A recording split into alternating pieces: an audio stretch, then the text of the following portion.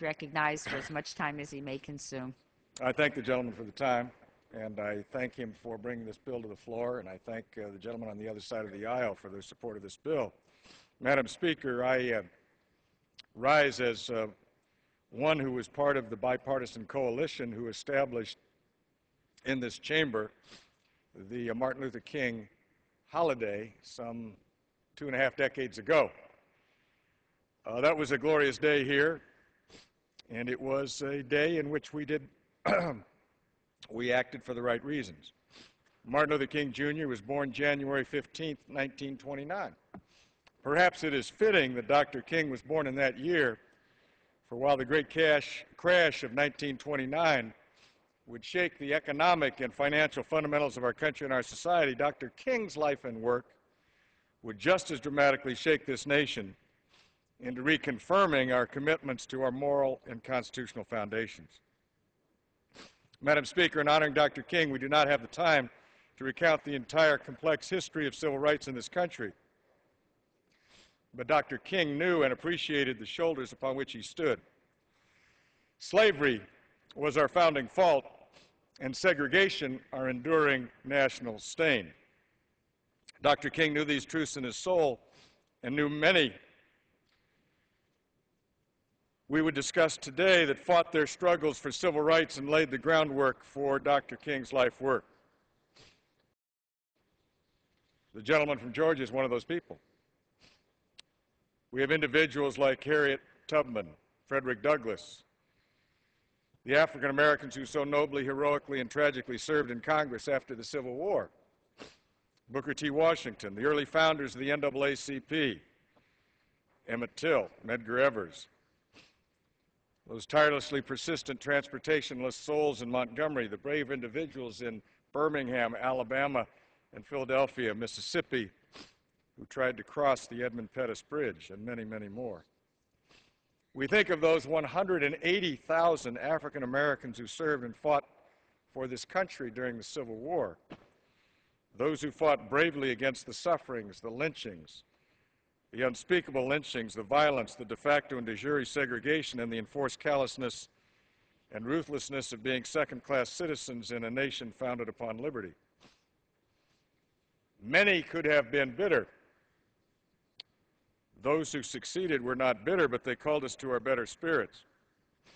Martin Luther King Jr. stood on these precedents, rightly admonishing us to look to their example.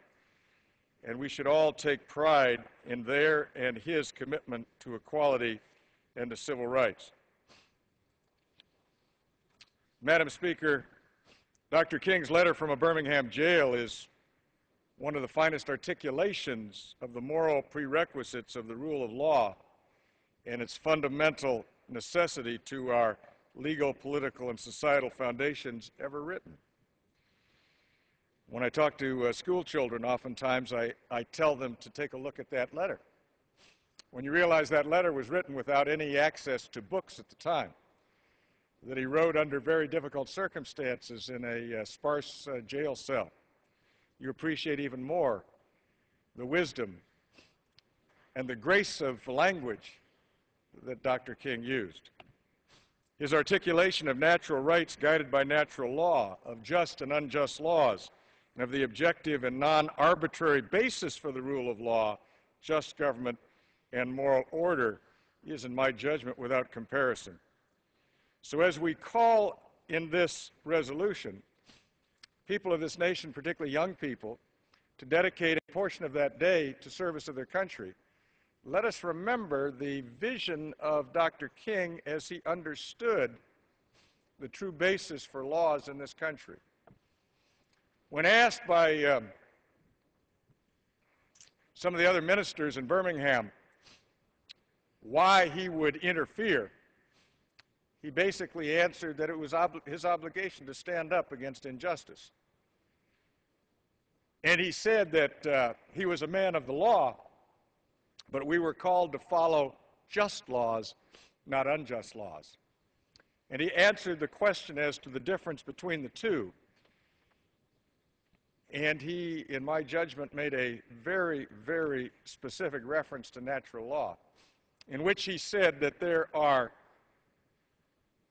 those laws which violate the laws of God, that we know them to be unjust and therefore we must work against them.